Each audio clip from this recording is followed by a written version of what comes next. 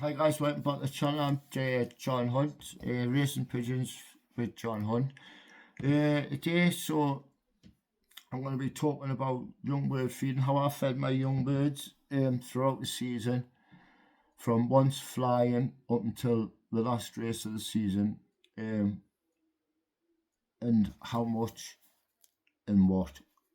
So we'll start with once they're weaned, once up and flying. You keep I kept my pigeons on, my young birds on breeding wean until a week before training commenced. And then what I do, I'd start introducing a little bit of carbs ready for the training coming up, which is really important, young bird training. A lot of people don't believe in a lot of chucks and things like that, but we'll get on to that bit in a minute. But I believe training is a massive part of young bird racing, which a lot of people, and let's be honest, are probably not like for saying this, couldn't be asked to probably do a lot of the time when they know it needed done. So that's just from my point of view. That was a lot of people beat before the start because they wouldn't train their young birds, and trained young birds, well trained young birds will always beat young birds that are lightly trained, especially the first 4 or 5 races. So that's that out of the way. So young bird feeding, I found that they didn't need a lot of carbs up until 100 mile. So up until 100 mile, I always fed, once training started, I fed 3/4 breeding wean and introduced 1/4 Jerry Plus. I kept them on this until up to 100 mile. So they done all the training on this, and probably, I think it was the first 4 races, if I remember correctly, or maybe 3, I fed them on this. But there was the 2 short races, and then I think there was another 2 short races, I'm not sure, but up to 100 mile, but that's how we fed them.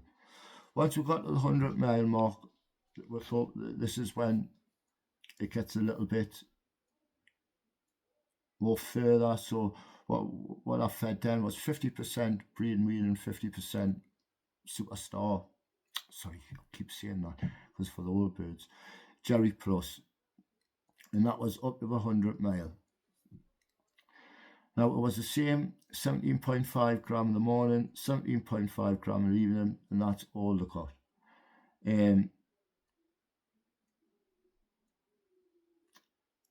And that was up until 100 mile, yeah.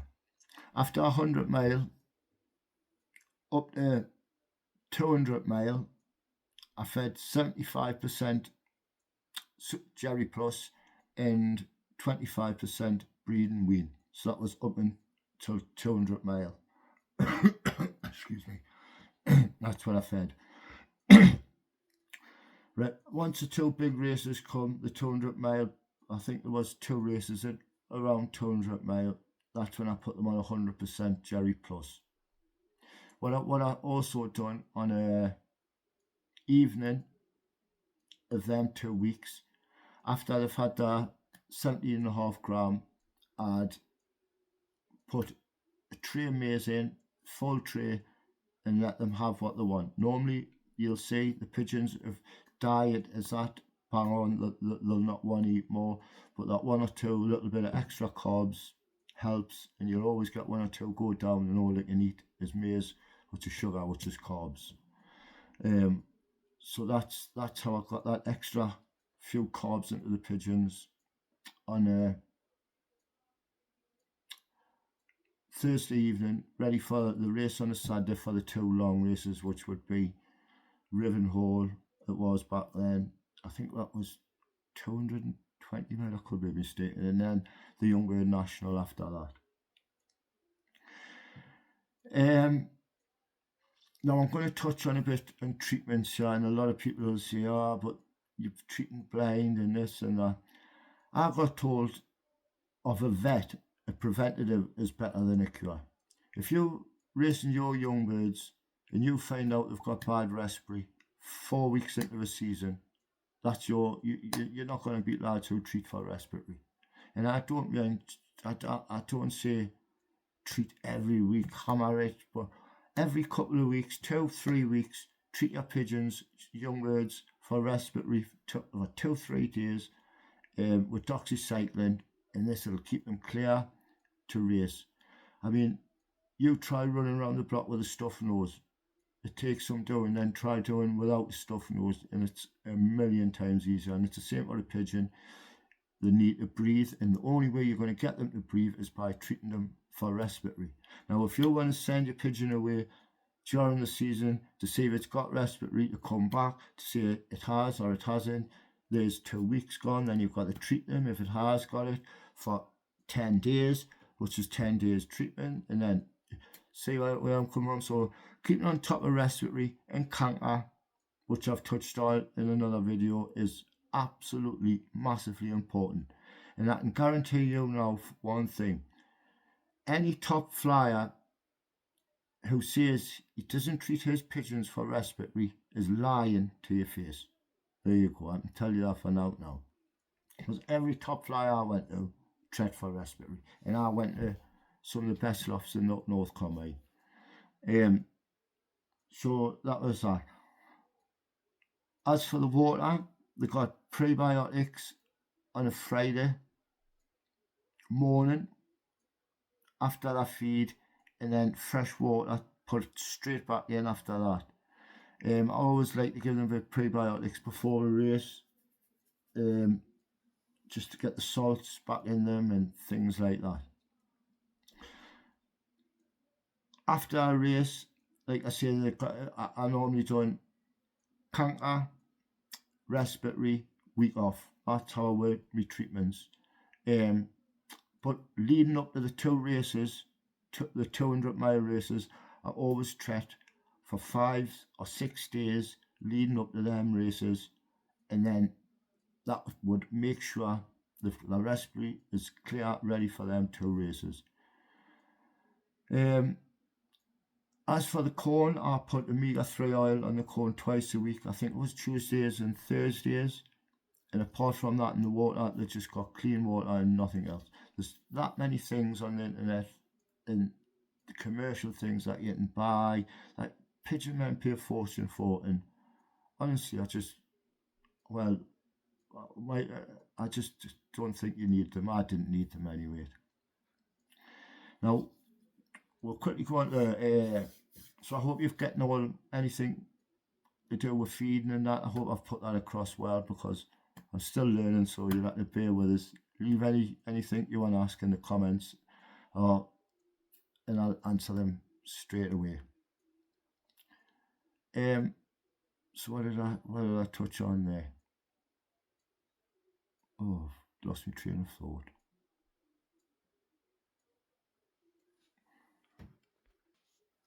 Yes, motivating. So motivate me young birds. This is how I done it. Split the young birds once they got mature enough. As soon as they got mature enough, I'd split them, cocks and the hens. I had 2 sections exactly the same. They mirrored each other. If you look on my post, there's a picture of my young bird loft inside, and they mirrored each other. So the cocks and hens were split. A week before the first race, I'd let them all run together, and I'd leave them together up until about the 3rd or 4th race. I think it was the 3rd race, and then I'd split them again. So they'd find a hen for the first 2 short races, chasing a hen back, and then after that they've got a hen for the rest of the season for motivating them. A lot of people say it didn't matter, but the season I didn't split them was my worst season out of 4 young bird seasons I had. So my advice would be to split them, but make sure they've got a hen, because a young bird without a hen, if you put them together on a Friday, are just like headless chickens, and they'll waste so much energy running about chasing each other before the race that it's kind of defeating the object. So that's how I motivated my pigeons. So if I just look, see if there's anything else.